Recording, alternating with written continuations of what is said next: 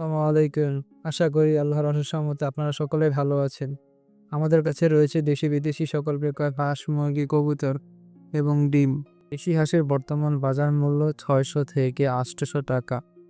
বড় হাঁসের দাম অনেক সময় ৯০০ টাকা ধরা হয়।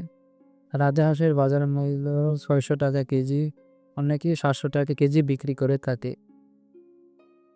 এছাড়াও আমাদের কাছে রয়েছে হাঁসের ডিম, যার বর্তমান পাইকারি বাজার মূল্য ১৮ টাকা।